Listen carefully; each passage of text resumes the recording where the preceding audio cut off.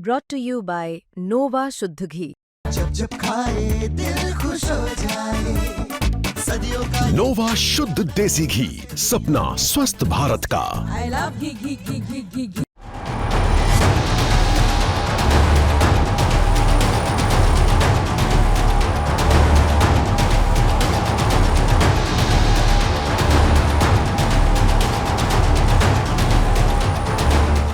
जिसके हाथ में ब्रह्मास्त्र हो उसे दुनिया आंख उठाकर नहीं देखता, और आज वही ब्रह्मास्त्र भारत के पास है और उसका नाम है ब्रह्मोस मिसाइल। अब इस मिसाइल की गूंज सिर्फ हिंद महासागर तक नहीं, साउथ चाइना सी तक पहुंच चुकी है। जी हां, इंडोनेशिया तक अब ये सुनाई देने वाली है।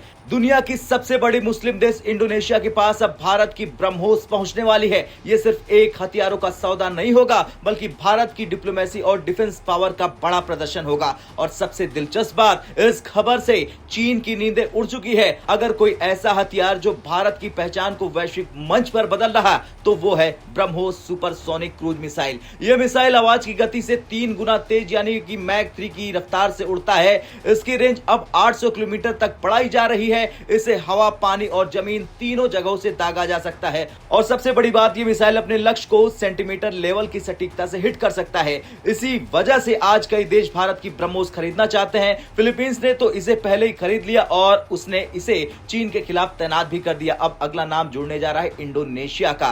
दरअसल इंडोनेशिया की स्थिति बहुत रणनीतिक है। उसके पास नातुना द्वीप समूह है जो दक्षिण चीन सागर के बेहद करीब है, और यही वो जगह है जिस पर चीन लगातार दावा करता है। चीनी जहाज यहां घुसपैठ करते हैं और इंडोनेशिया के कोस्ट गार्ड को बार बार अलर्ट रहना पड़ता है। ऐसे में भारत की ब्रह्मोस मिसाइल इंडोनेशिया के लिए गेम चेंजर साबित हो सकती है। यह मिसाइल उसके समुद्री रक्षा को मजबूत करेगी और सबसे जरूरी, चीन को इस पर संदेश देगी कि एशिया में अकेला दबदबा सिर्फ उसका ही नहीं है। भारत और इंडोनेशिया के बीच ब्रह्मोस सौदे की लगभग सभी बातें तय हो चुकी है। सिर्फ रूस की मंजूरी बाकी है, क्योंकि ब्रह्मोस भारत और रूस का संयुक्त प्रोजेक्ट है। जैसे ही ग्रीन सिग्नल मिलेगा पुतिन की तरफ से, डील फाइनल हो जाएगी। पिछले कुछ सालों में भारत और इंडोनेशिया के रिश्ते काफी मजबूत हुए। सीधे शब्दों में कहें तो नई दिल्ली और जकार्ता अब रणनीतिक साझेदार बन चुके हैं। जनवरी 2025 में इंडोनेशिया के राष्ट्रपति भारत आए थे। ये यात्रा दोनों देशों के बीच रक्षा सहयोग को नए स्तर पर ले गई। इसके बाद भारत के चीफ ऑफ डिफेंस स्टाफ भी जकार्ता गए, जहां उन्होंने इंडोनेशिया के